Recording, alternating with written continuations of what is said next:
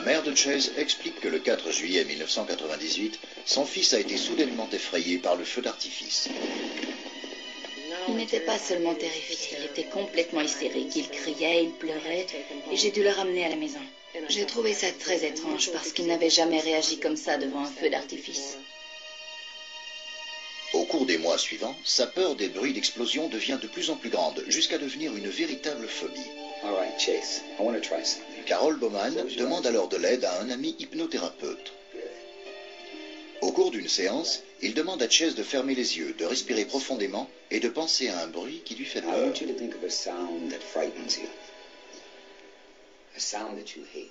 L'hypnose est à peine commencée que Chase se retrouve transporté dans un autre endroit à une autre époque. Un champ de bataille pendant la guerre de sécession. Chase se met à décrire la scène. Il dit qu'il y a beaucoup de fumée et que c'est la guerre. Il dit qu'il est un soldat noir, qu'il est caché derrière un rocher avec un grand fusil à baïonnette.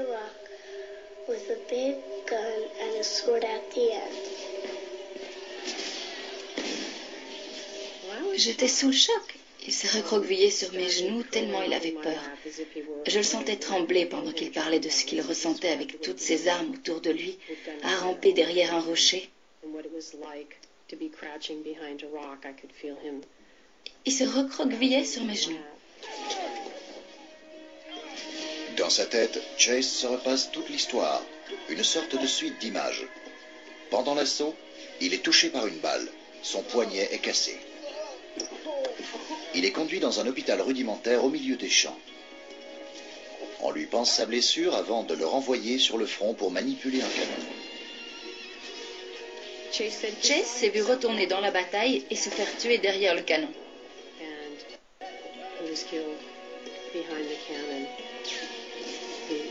Il est mort sur le coup.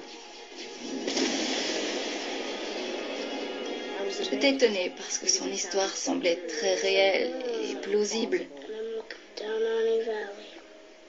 Je savais que Chase n'avait pas pu voir ce genre d'histoire à la télévision parce qu'on surveillait de très près ce qu'il regardait. Il regardait Rue Sésame, Un point c'est tout. Et je ne lui ai jamais lu de livre sur la guerre civile. Chase a fait ses dessins de l'hôpital et du canon.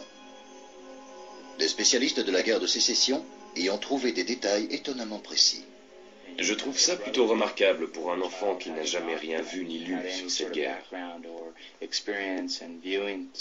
Son dessin avec le cheval, la charrette et tout le matériel décrit parfaitement le mode de transport des canons pendant la guerre de sécession. Elle devait avoir environ 2 ans et demi ce jour-là.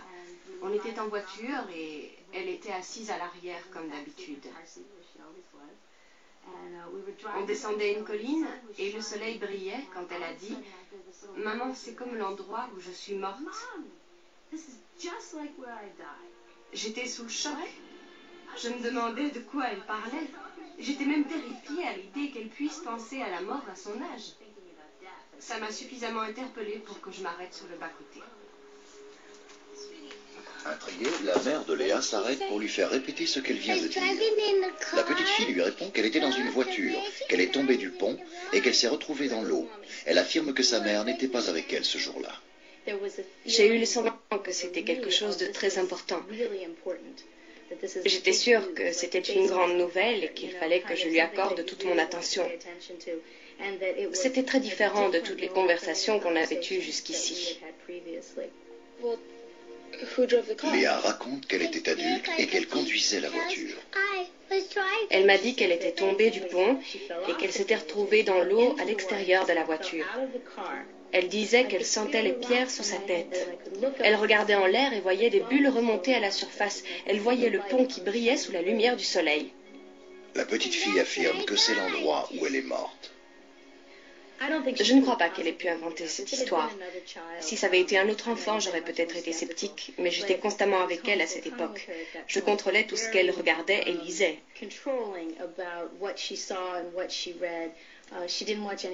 Elle regardait très peu la télévision, elle n'a pas pu s'inspirer de quoi que ce soit pour raconter cette histoire. Mon fils Blake m'a donné une leçon très spirituelle. Quelque chose qu'on n'a jamais vécu et qu'on ne revivra probablement jamais. Et je suis sûre que ce qu'il raconte s'est vraiment passé. Blake, what's the matter? Are you okay? Le petit Blake se plaint d'avoir mal. Blake, le fils de Colin, n'a que 3 ans lorsqu'il raconte une histoire terrifiante à sa mère. What truck? Who hit you with the truck? Il raconte qu'un homme l'a renversé avec un camion. Et quand sa mère lui demande s'il était dehors, il répond que cela ne s'est pas passé aujourd'hui, mais avant. Il affirme qu'il s'est fait écraser et qu'il est mort. J'ai essayé de le piéger pour voir s'il disait la vérité. Je lui ai demandé s'il avait vu à la télé et il m'a répondu que ça s'est passé dans la rue. Et il était en colère contre moi parce qu'il savait ce qu'il disait et que j'aurais dû savoir ce qui s'est passé. La réincarnation est une croyance partagée par de multiples cultures et traditions religieuses. Dans la Grèce antique, par exemple, le philosophe Pythagore croyait en la transmigration des âmes et disait se souvenir de certaines de ses existences antérieures. Platon faisait aussi allusion à la réincarnation dans certains de ses écrits, le bouquet, Phédon et la légende d'Hère. Le dogme de la réincarnation était évoqué dans de multiples traditions religieuses, a été mentionné dans le bouddhisme, l'hindouisme et dans la kabbale juive. Avant son rejet par l'Église catholique, en l'an 537, les premiers chrétiens l'acceptaient dans leur dogme. Il y a certains péchés pour lesquels le nettoyage de l'âme dans le monde spirituel ne suffit pas à lui seul. Ainsi, les âmes qui ont péché sont parfois obligées de subir un second tour de vie dans ce monde, qui sera une réparation des péchés commis auparavant. Généralement, la réparation s'effectue lorsque l'âme est confrontée à la même épreuve à laquelle elle a failli dans sa vie antérieure, et qu'elle la surmonte. La plupart d'entre vous utilisent la réincarnation pour pouvoir évoluer sur l'échelle des esprits. Pour ne pas trop devoir stagner dans la première sphère spirituelle, certaines âmes qui s'étaient entêtées dans une vie antérieure font le choix d'une nouvelle incarnation afin de s'épurer de cette dette. C'est ce qu'on appelle la loi du karma. Le karma vous permet d'emmener d'une vie à l'autre le travail inachevé. Que ce soit une leçon que vous ne maîtrisiez pas encore ou une dette que vous aviez contractée lors d'une vie antérieure. Une âme peut se réincarner autant de fois que nécessaire pour remplir sa mission. Toutefois, cela n'est possible que si elle rectifie ne serait-ce qu'une partie infime de son passé dans sa nouvelle incarnation. Mais une âme qui s'est réincarnée 3 fois sans avoir rien à rectifier ne se réincarne plus. Chaque incarnation est pour l'âme l'occasion d'un pas en avant. De sa volonté dépend que ce pas soit le plus grand possible, de franchir plusieurs échelons ou de rester au même point. Dans ce dernier cas, l'âme aurait souffert sans véritable profit et comme il faut toujours tôt ou tard payer sa dette, il lui faudra recommencer une nouvelle incarnation dans des conditions encore plus pénibles. Parce qu'à une souillure non effacée, elle ajoute une autre souillure. C'est donc dans les incarnations successives que l'âme se dépouille peu à peu de ses imperfections, qu'elle se purge jusqu'à ce qu'elle soit assez pure pour mériter de quitter les mondes d'expiation pour des mondes plus heureux. L'âme coupable souffre d'abord dans la vie spirituelle, en raison du degré de ses imperfections, puis l'incarnation dans la vie corporelle lui est donnée comme moyen de réparation. C'est pour cela qu'il s'y retrouve soit avec des personnes qu'ils avaient offensées, soit dans des milieux analogues à ceux où ils avaient fait le mal, soit dans des situations qui en sont la contrepartie, comme par exemple d'être dans la misère s'il avait été mauvais riche et orgueilleux dans une vie antérieure. Une seule incarnation est manifestement insuffisante pour que l'âme puisse acquérir tout ce qui lui manque en bien et se défaire de tout ce qui est mauvais en lui. Quand les hommes se seront améliorés, ils ne fourniront au monde invisible que de bonnes âmes. Et celles-là, en s'incarnant à nouveau sur Terre, nous fournirons à l'humanité que des éléments perfectionnés. Alors la Terre cessera d'être un monde d'expression. Les hommes n'y endureront plus les misères qui étaient les conséquences de leurs imperfections. Concernant la réincarnation, le médium américain Edgar Cayce affirmait dans certaines de ses lectures psychiques que chacun de nous-mêmes mène des vies successives dans le but d'évoluer spirituellement et de retrouver la pleine conscience de sa nature divine. Les lectures de Cayce mentionnent entre autres que quand nous décédons, nous ne nous réincarnons pas immédiatement, puisque ce que nous appelons ici-bas subconscient devient notre conscience dans l'au-delà. L'âme récapitule tout ce qu'elle avait traversé, sélectionne parmi les leçons qu'elle avait apprises, celles qu'elle se sent capable d'assumer maintenant afin de continuer son évolution. Elle attend alors le moment propice pour renaître sur la terre. Elle retourne d'ordinaire dans un milieu qu'elle avait connu au préalable. À chaque nouvelle vie, elle opte entre un corps masculin ou féminin, selon l'objectif de son incarnation. En outre, elle choisit l'entourage et les conditions, parents, famille, lieu, époque, etc., qui lui permettront de se perfectionner et d'accomplir ce qu'elle espère réaliser. Cependant, ces expériences dépendront de la manière dont elle emploiera son libre arbitre à l'intérieur de ce contexte. Toutes ces âmes choisissent de s'incarner en fonction de leur bagage karmique. Le mot karma est un terme sanskrit signifiant action, œuvre ou acte, parce qu'il désigne nos actes et leurs conséquences sur notre sort tout au long de nos incarnations. On lui prête communément le sens de cause à effet. Les lectures révèlent, entre autres, je parle des lectures d'Edgar Cayce, révèlent que le karma ne s'établit pas entre les individus, mais uniquement envers soi. En d'autres termes, que l'on est toujours confronté à soi-même.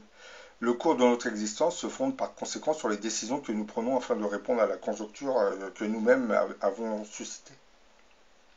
Néanmoins, la notion la plus délicate à saisir reste que nous sommes en général amenés à résoudre nos propres problèmes karmiques par l'intermédiaire de nos rapports avec autrui.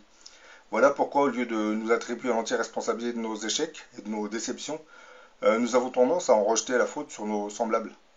Ainsi, notre karma nous est personnel. Cependant, nous nous sentons constamment tirés par les gens ou les groupes, nous offrant des occasions favorables de l'assumer. De façon analogue, ceux-ci viennent vers nous dans leur cheminement individuel pour endosser leur mémoire karmique. Nos interactions avec les autres nous permettent donc d'être confrontés à nous-mêmes et de vivre des événements qui nous enseignent et nous aident à progresser sur le chantier spirituel. Nous devons subir les conséquences de nos choix, actes et attitudes antérieures. La Bible déclare à ce sujet « Ce qu'un homme aura semé, il le moissonnera aussi ». Les étapes de la réincarnation expriment cette vérité par nous attirons ce qui nous est semblable. Cela implique qu'un jour nous endurons des souffrances similaires à celles que nous avions infligées aux autres, ou que nous goûterons aux incidences que nos décisions avaient eues sur eux. Alan Kardec est un autre médium ou canal médiumnique par l'intermédiaire duquel les esprits ou âmes communiquaient. Et dans la réponse donnée par les esprits supérieurs à Alan Kardec, on trouve dans la question 171 du livre des esprits, c'est un peu ce que vous voyez, le livre des esprits, c'est le livre écrit par Alan Kardec dans la vidéo. Donc à la question 171 du livre des esprits, l'affirmation que l'idée de la réincarnation est fondée sur la justice de Dieu, car tous les esprits tendent à la perfection et Dieu leur en fournit les moyens par les épreuves de la vie corporelle. Mais dans sa justice, il leur réserve d'accomplir dans de nouvelles existences ce qu'elles n'ont pas pu faire ou achever dans une première épreuve. Il ne serait ni selon l'équité, ni selon la bonté de Dieu de frapper à jamais ceux qui ont pu rencontrer des obstacles dans leur amélioration en dehors de leur volonté, et dans le milieu même où ils se trouvent placés. Si le sort de l'homme était irrévocablement fixé après sa mort, Dieu n'aurait point pesé les actions de tous dans la même balance et ne les aurait point traités avec impartialité.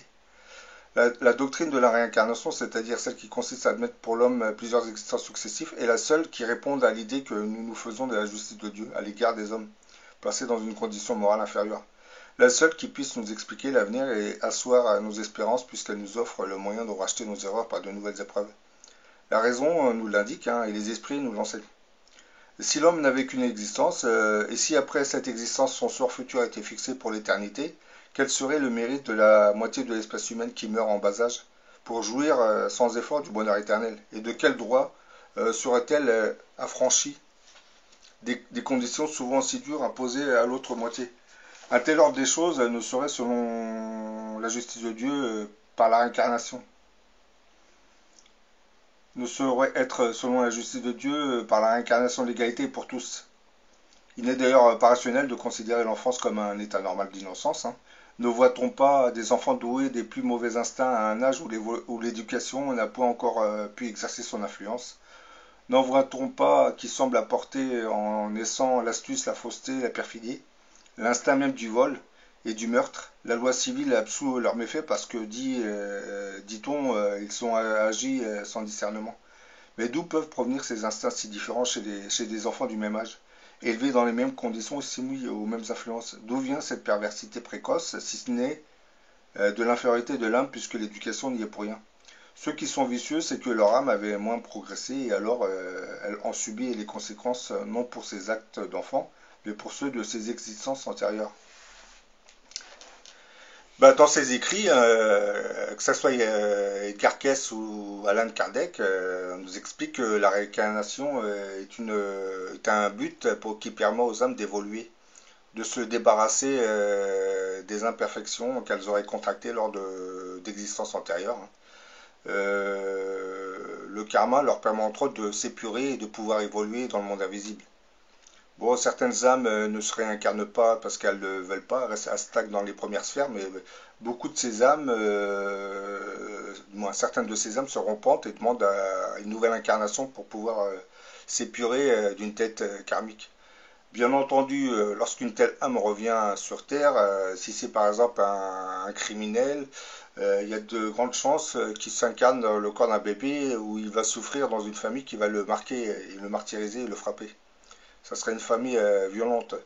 Et quelquefois, ses propres parents pouvaient être des personnes qu'il avait assassinées dans d'autres vies antérieures. Vous voyez, c'est un peu la loi du karma, ça.